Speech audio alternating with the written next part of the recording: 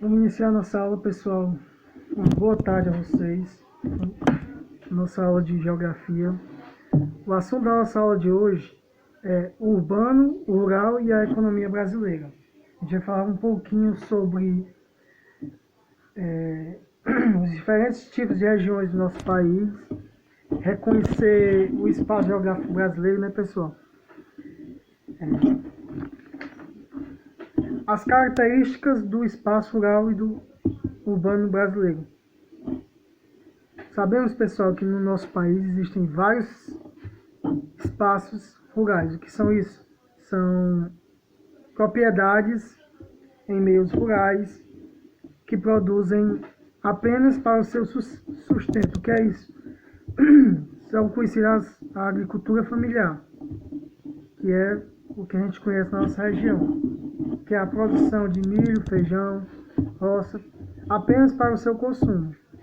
Diferente do que é a agropecuária, pessoal, que é também organizada no espaço rural, só que com máquinas, um maquinário totalmente diferente. Por quê? Porque a maior parte da nossa produção é feita por homens, à mão. Já na agropecuária, que é a produção em massa de alimentos, vamos dar um exemplo aqui, o milho, a soja, são produtos produzidos em grande escala, então é preciso de máquinas, maquinários, caminhões, tratores. Então,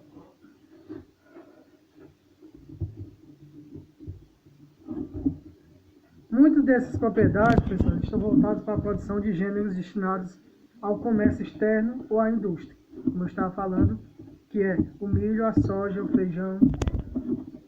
Já o espaço urbano, pessoal, no nosso país, ele é dividido em 3 tipos. Quais são? Os espaços urbanos pequenos, que são o quê? Municípios,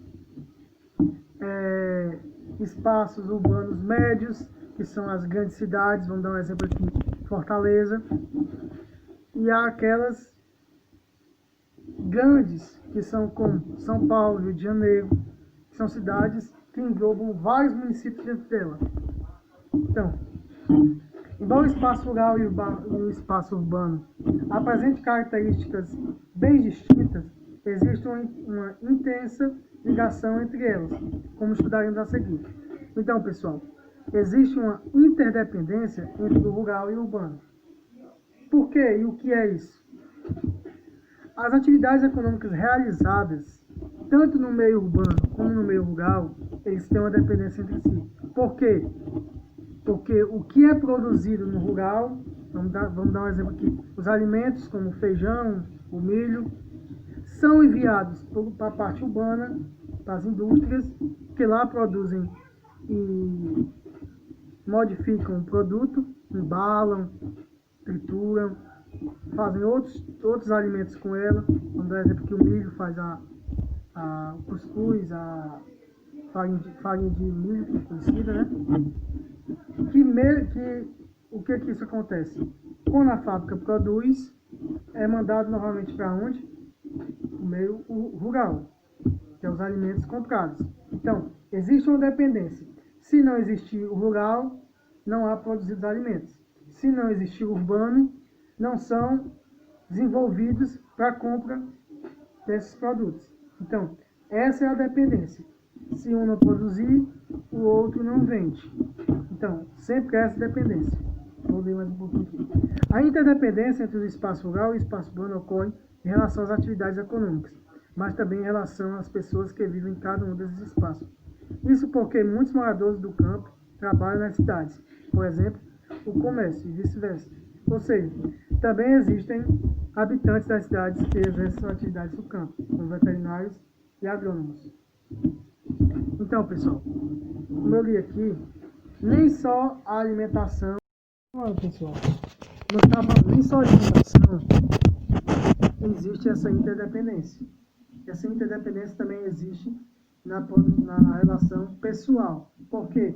Porque muitas pessoas do campo trabalham na cidade e muitas pessoas da cidade têm as suas atividades no campo.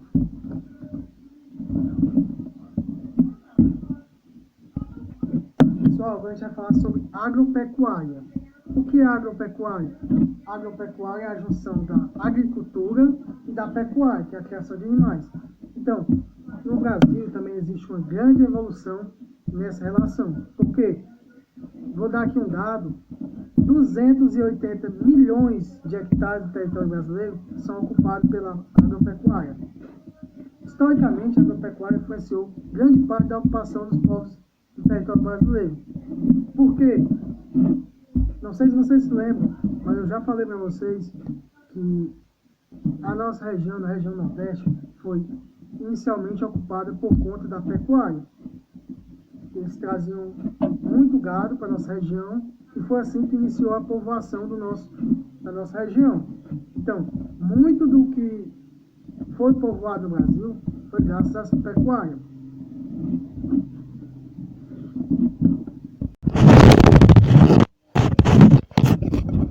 Pessoal, a agropecuária ela se iniciou lá no século XX a meios naturais. Como era isso?